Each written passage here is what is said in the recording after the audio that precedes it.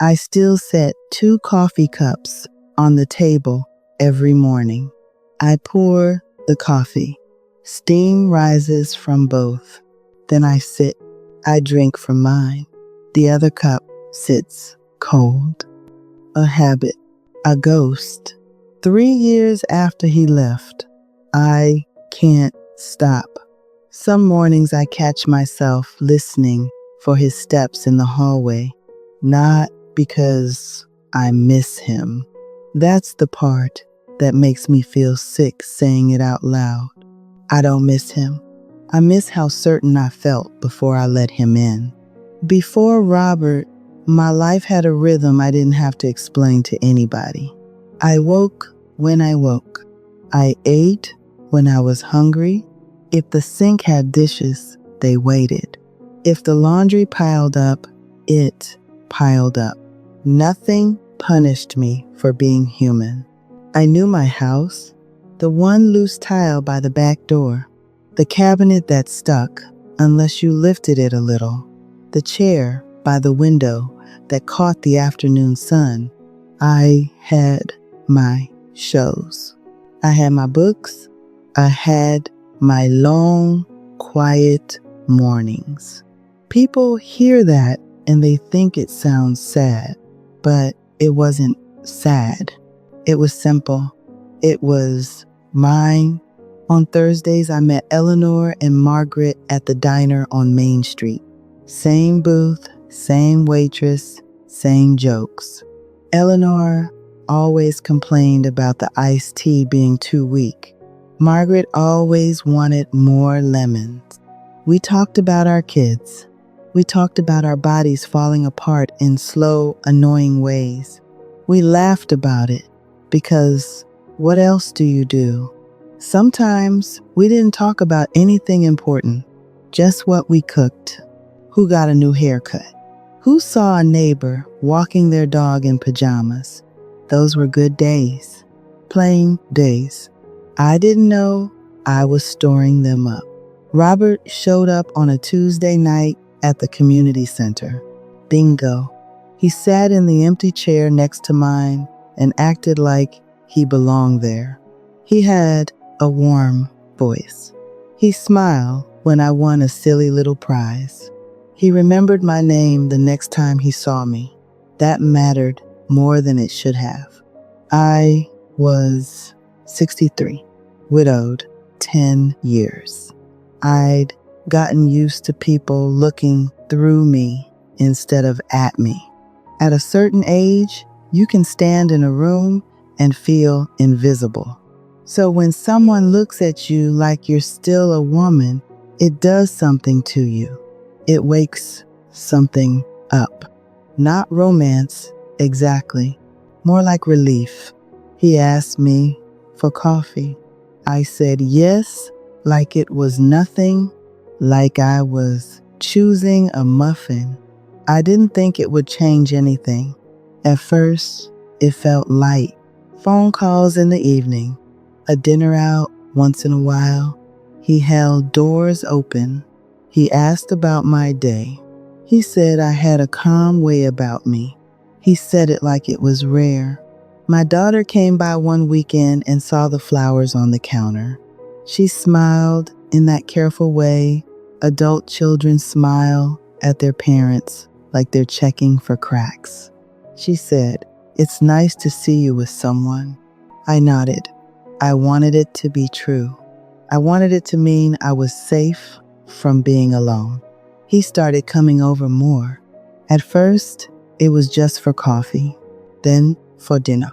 Then he'd stay to watch television. Then he'd fall asleep in my chair and I wouldn't wake him because it felt rude. So I'd tiptoe around my own living room.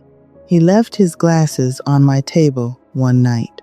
I picked them up, cleaned them, set them carefully next to his plate the next day. It felt intimate, like a small kindness that meant something.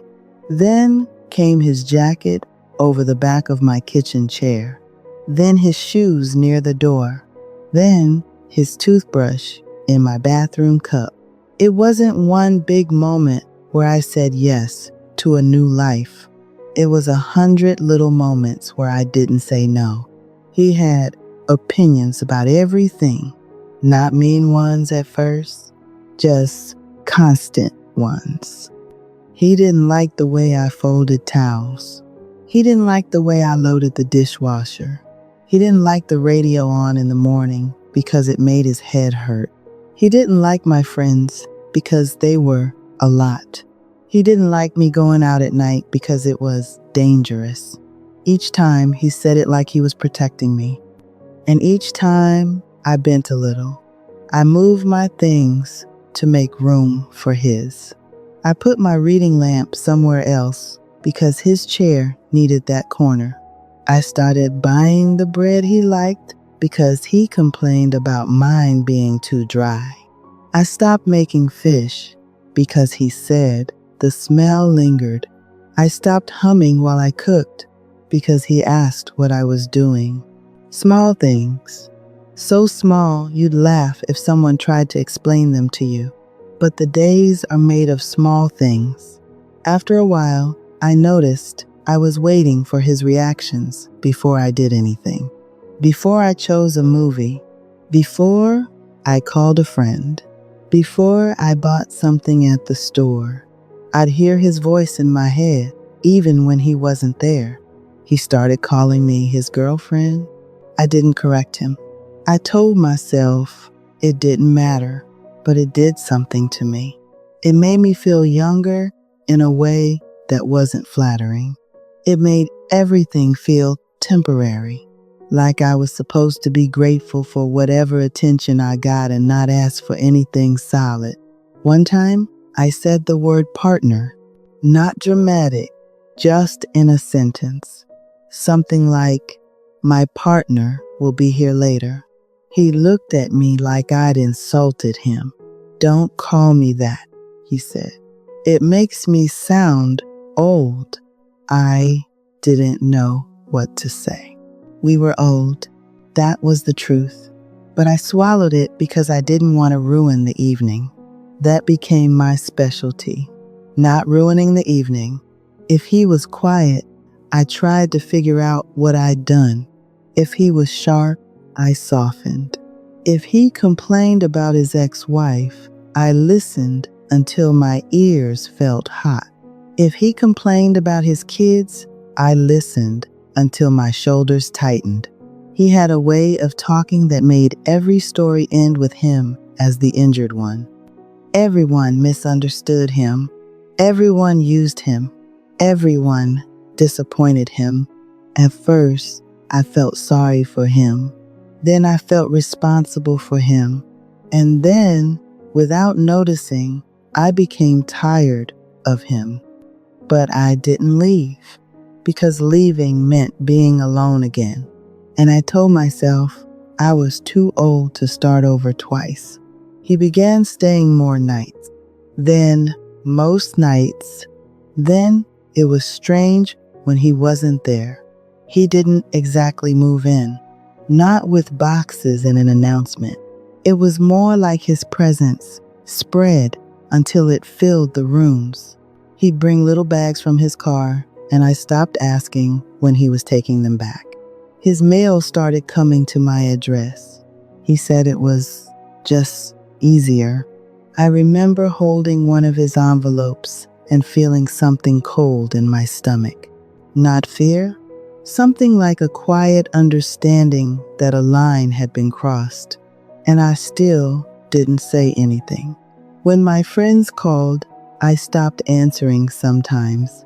Not because I didn't love them, because I didn't want to explain why I couldn't meet, or why I had to check with someone, or why I was suddenly busy every evening. Eleanor left a voicemail one day. Her voice sounded annoyed and hurt at the same time. "Are you alive over there?" she said, trying to joke. I listened to it twice. Then I didn't call back until the next day. When I did call, I kept my voice bright. I said I'd been tired. I said I'd had a lot going on. I did not say I don't know how to be myself when he's around. I started missing small things. Bridge nights. Bingo. My doctor appointment because he wanted me to go with him to my grandson's school performance because Robert didn't feel up to sitting that long. I told myself there would be other performances, other lunches, other chances. There's always a way to make time feel endless when you don't want to face what you're doing. My body changed in those years too, not in a dramatic way, just the normal ways. A little less energy, a little more stiffness, more naps, more ache. Robert used that like a reason. See, he'd say, you shouldn't be driving at night. See, he'd say, you need to rest more. See, he'd say, let me handle that. And part of me liked it. I'm ashamed to say that. It felt good to be taken care of in small ways. But it came with a cost because the care was never free. It always came with his rules attached. He also had his own health issues. Everyone does at that age. Bad knees, high blood pressure, a little trouble sleeping. And he made it all my job without ever saying it was my job. He called me late at night from the other room. Helen, he'd say, I can't sleep. So I'd get up, I'd make tea. I'd sit there while he talked about regrets, about people who wronged him, about how nobody appreciated him. I'd sit and nod while my eyes burned with tiredness. Then I'd go back to bed and stare at the ceiling. And the next morning, I'd wake up feeling like I'd run a marathon. He began borrowing money in ways that didn't sound like borrowing. I'll pay you back, he'd say, like it was obvious. It was always for something that had a sad story attached.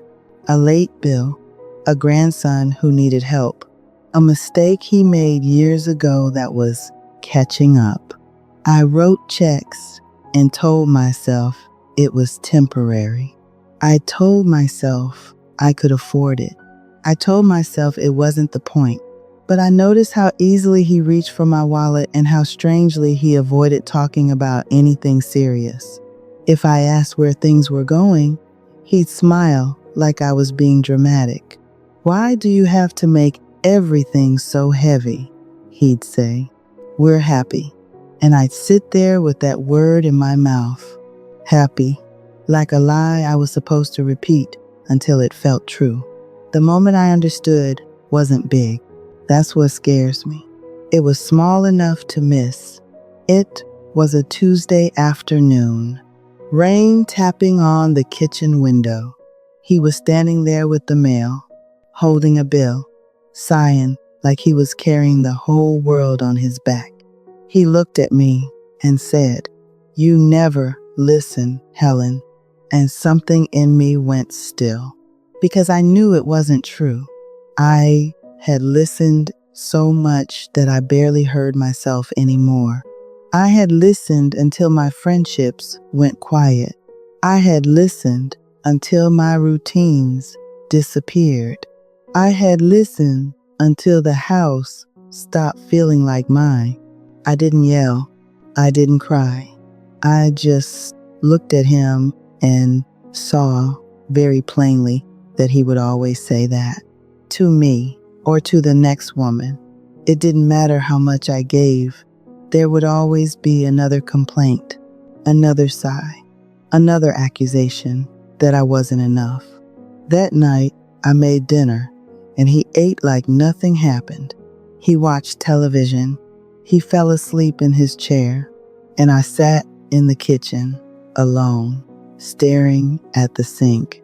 There was a plate with crumbs, a glass with a ring of water on the table, his shoes by the door, and I thought quietly, without drama, this is my life now. It wasn't terror. It was worse than terror. It was acceptance. The next week I asked him to leave. I said it calmly.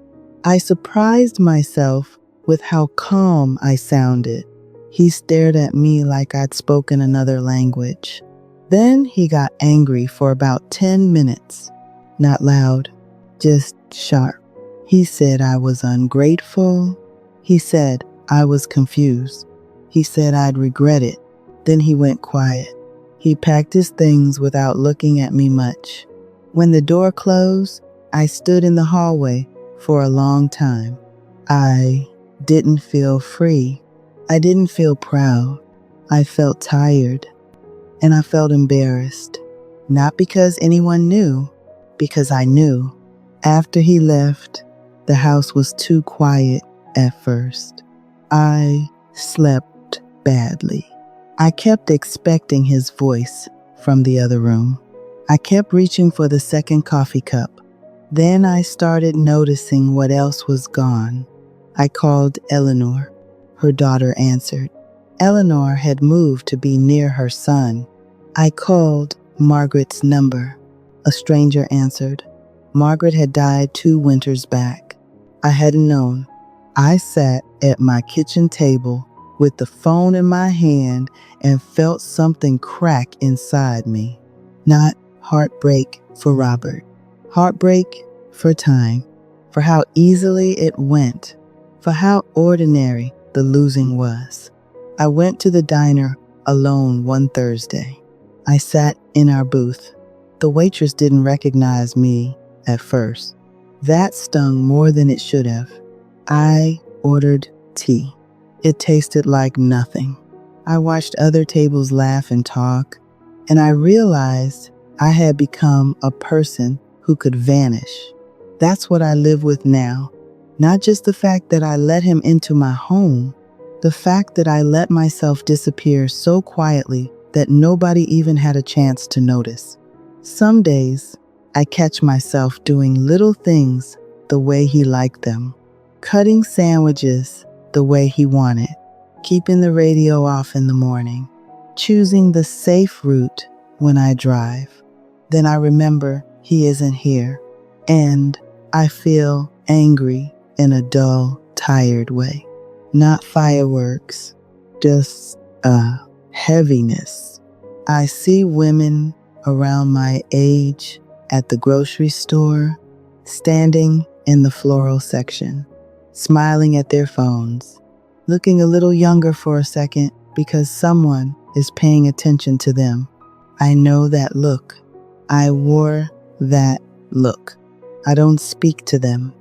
I don't have anything clean to say, nothing that would fit on a greeting card.